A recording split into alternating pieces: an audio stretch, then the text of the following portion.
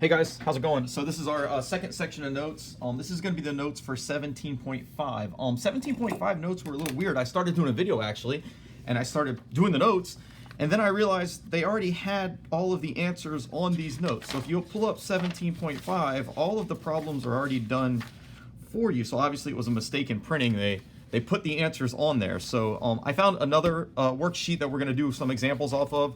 I did post these worksheets on Canvas, so you can print these out. So stop this now if you want to have them with you. You don't necessarily have to. Obviously, you could take notes regular, or of course, you could refer back to the actual notes. Again, the answers are already on here, so if you want to look at those, you can.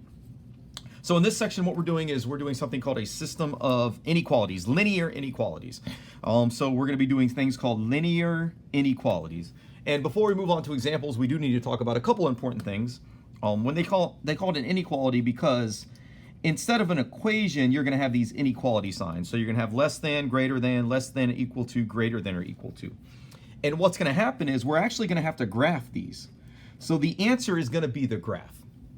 So what we're going to do is going to be graphing lines and then coloring, shading either above or below them. It's actually a pretty easy, straightforward section, believe it or not. There are a couple things that are really important. Number one, if the inequality has an equal to sign on it, we have to have a solid line. If it's what they call a strict inequality, the line's going to be dotted. So that's the first thing you have to remember. And then the second thing is, how are we going to graph? Where are we going to shade at? And that's basically going to be decided on the inequality.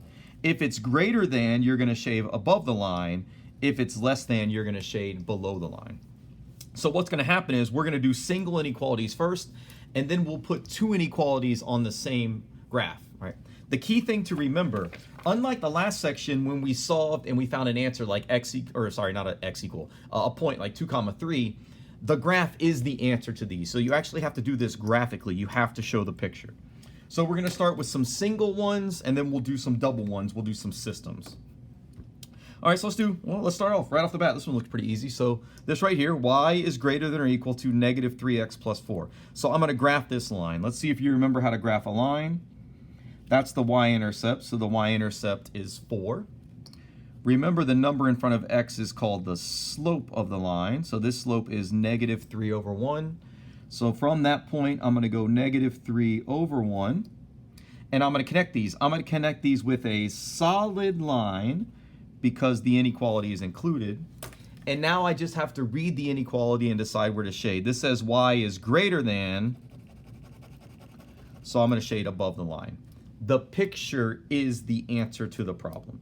The picture is the answer to the problem. Let's do one more. Let's do a non-equal to. So let's look at number 5. Again, this worksheet I did post on Canvas if you want to print it out. So this is my y-intercept, negative 5. My slope is up 2 over 1. This time I'm going to connect it with a dashed line. I'm doing a dashed line because this is what they call a strict inequality.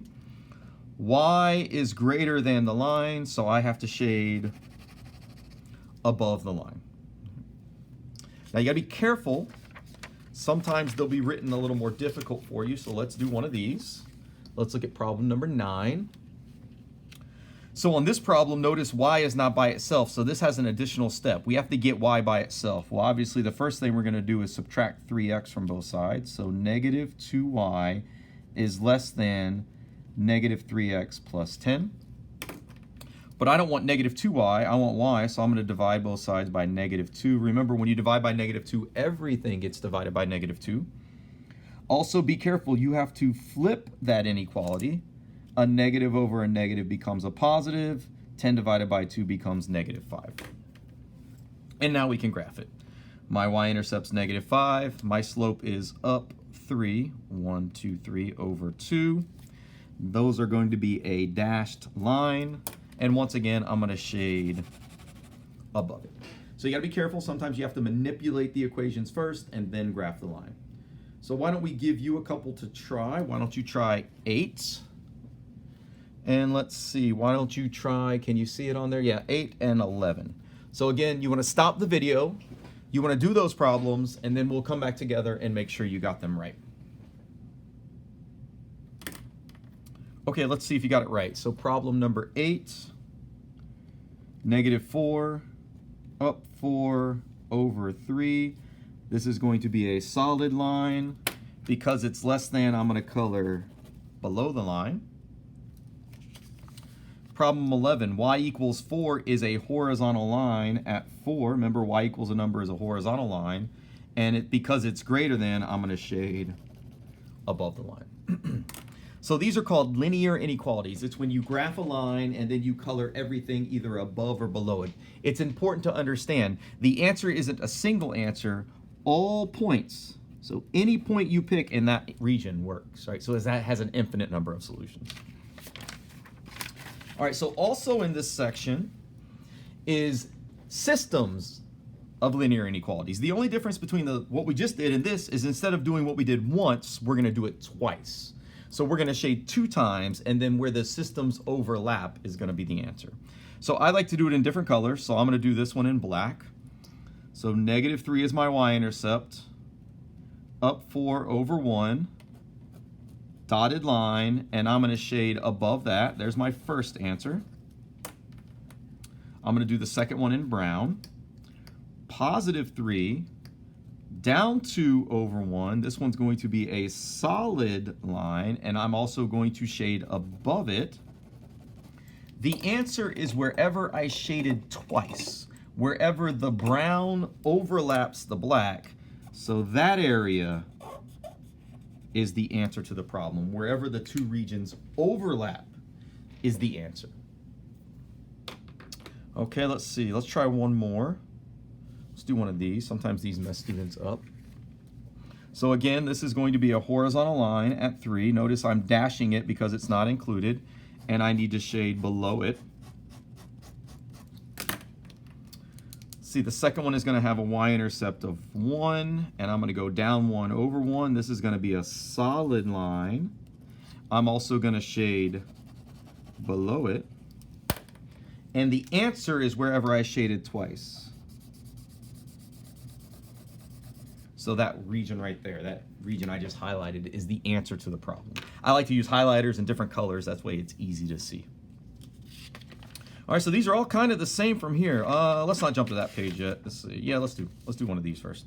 So why don't you take a minute and try problem 2. Again, you want to pause this video, pause it, work it, and then when you turn it back on, I'll be working the problem. Okay, so I'm going to start with this one, my -2 line, and I'm going to shade above it. This one, my y-intercept is 3. My slope is down 5 over 1. 1, 2, 3, 4, 5.